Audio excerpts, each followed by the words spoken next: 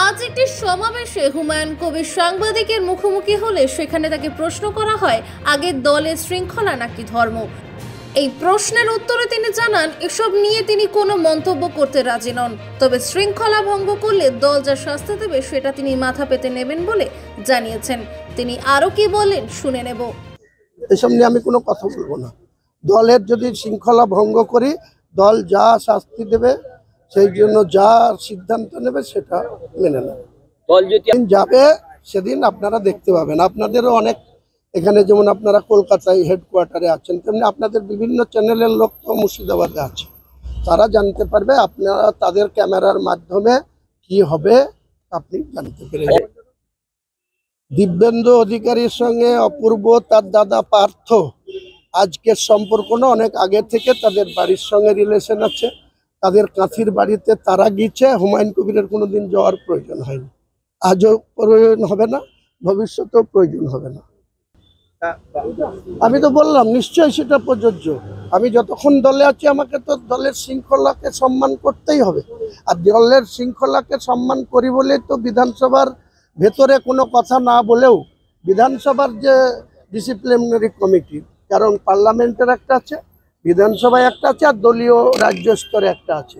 তা আমাকে দুবার সকল তো আমাকে বিধানসভার ডিসিপ্লিনারি কমিটি করেছে। তা আমি বিধানসভার অনিল দে কোন ফাউলটা করেছি বা কোন শৃঙ্খলা ভঙ্গটা করেছি তার চিঠিতে তো এক লাইনও লেখা নাই, তাহলে আমি আবার কি বলবো? তা আপনাদের চ্যানেলেই তো আমি যেদিন বলেছি আপনাদেরকে 12 তারিখে বুধবারে 12টার মধ্যে বলেছি, তারপরে ম্যাডাম ছিলেন হাউসে, 1টা 10 অবধি হাউস চলেছে। ম্যাডাম যখন শেষ করে চেম্বারে গিয়েছে, তারপরে অনারেবল স্পিকার বলেছেন আবার 1টা 45-এ শুরু হবে। আমার এখানে নিউ টাউনে একটা কাজ ছিল, তাই আমি বেরিয়ে গেছি। তারপরে তো আমি আপনাদের মিডিয়ার মাধ্যমে আমার ঠুসো দেওয়া যেমন শুনে দেখিয়েছেন, পাশাপাশি সিদ্দিকুল্লাহ চৌধুরী সাহেব বলেছে ঠ্যাং ভেঙে দেওয়া হবে। আবার পরে শওকত মোল্লা বলেছে তাকে বাড়িতে গিয়ে কিছু করে আসা হবে, বলেছে কিনা আপনাদের বিভিন্ন চ্যানেলে আমি দেখছিলাম। তাহলে সিদ্দিকুল্লাহ চৌধুরী বা শওকত মোল্লা বা ববি হাকিম বা কল্যাণ ব্যানার্জি, তাদের জন্য কোনো সকজ 6 মাসের মধ্যে 2বার সকজ হয়েছে। আমি বিচলিতও নই, চিন্তিতও নই, কোনো টেনশনও আমার নেই, এটুকু বলে দিলাম। মানুষের পাশে মানুষের সাথে আমরা আছি এই বাংলাতে। আপনারা দেখছেন সংবাদ শিরোনাম।